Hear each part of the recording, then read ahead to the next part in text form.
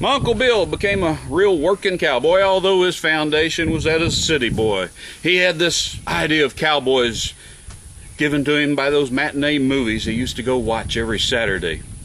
He went down to college at Texas A&I, down in Kingsville, Texas, South Texas, where the big King Ranch is. And while there, he became a real working cowboy, worked on some of those biggest of ranches. But he had this problem. My Uncle Bill, he was tall. He was 6'6" by the time he got out of high school. And that was short horse country, friends. There's nothing worse than your toes dragging along in the brush, wearing your boots out. And that's mighty expensive. So he went looking and found the perfect horse for himself. It's one of those horses so tall I can hardly get on. It was more than 16 hands high at his back. But it was perfect for Bill. Beautiful horse. It was that shiny copper penny color, a sorrel horse. And it had a brand on its left rear hip. ONO. And I remember seeing pictures of that horse when I'd sit on his lap down at his veterinarian supply shop in San Antonio. And he'd tell me the stories about that horse. One story he told me that was that trip he took during the summer. He and 3 of his friends decided to go up and see the mountains. You know, they were raised here in Texas, and the biggest mountain they'd ever seen was one of these rocky hill country hills. But they loaded up a trailer with their 3 horses and they headed off down the road to Colorado to see the Rocky Mountains. Oh, it was a beautiful trip. They got up there high in the mountains and they found themselves a campsite. They camped out there for a couple of weeks during this break from college.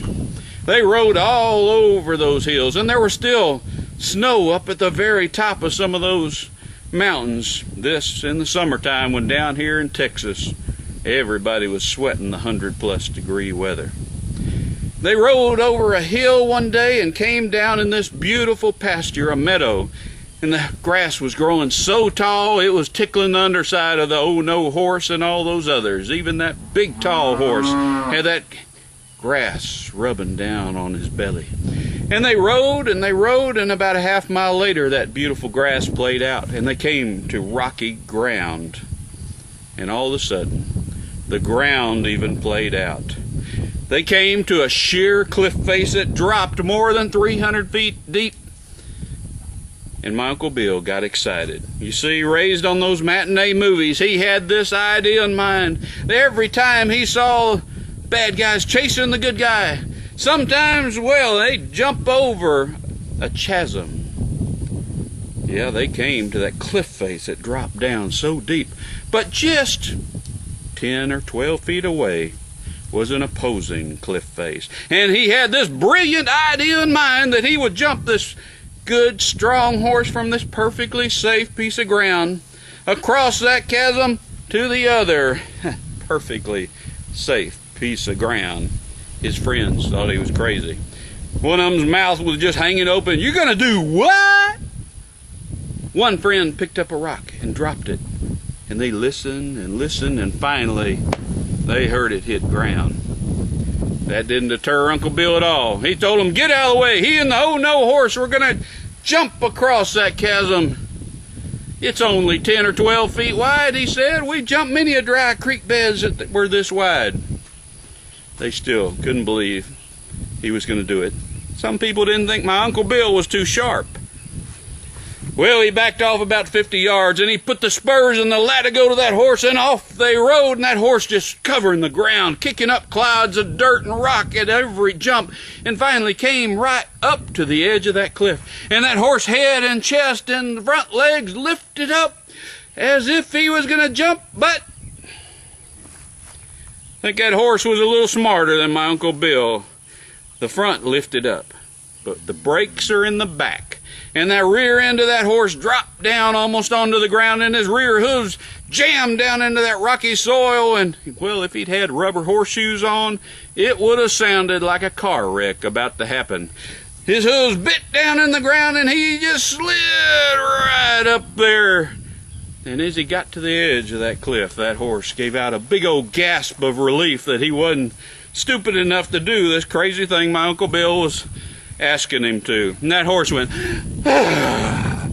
And when he blew out all that air, that saddle strapped around their chest, and his chest shrank without all that air, and that saddle slipped up over his head and out through his legs, and Uncle Bill was riding the air down toward that rocky trail far below. He saw a little creek down there in that rocky trail, and it was coming at him faster and faster, but he got lucky. He saw a little limb growing out the side of that cliff, and he reached out there. Whoop! Whew. Being a big man, he's strong, and he had big old hands, and he caught hold of that limb, and it held him. And he said, "Hey, boys, woo-wee, that was mighty close. Throw me down a rope." And he's just hanging there, watching the clouds sail by, a little sweat trickling out from under his hat. And then he heard some movement in the foliage in the end of that little tree. And he looked over there, and there was a big old bird's nest, and some baby birds were squawking and squawking. All of a sudden, a shadow passed across his face. And he looked around, wondering what it was. And then he saw it. He's hanging there on that limb, and big old Mama Crow, one of them big black birds about this big, with that sharp beak, that sharp pecker, it started to pecking his fingers. Ow, ow, ow, ow, and finally he slipped loose. But as he slipped and started falling, he reached out and grabbed that bird by the leg, and he grabbed the other leg, and he's tumbling through the air with that bird, holding on to it. But that bird starts working. That bird is flapping its wings just as hard as it can, and they start gaining ground, getting higher and higher until they get right up to the edge of that cliff. Well, Uncle Bill was a little impatient at times. He let loose with that one leg and reached for the edge of the cliff, but it threw that crow off balance. All cattywampus, as we tend to say. They started tumbling again down toward that rocky trail, and he let go of the bird, and he saw that rocky ground coming up to him so fast, and right before he thought he was going to hit it, he gave a holler. "Oh no!" And that oh no horse come running down the trail and jumped right up under him. And off they went to have many more adventures. And that's a story for you.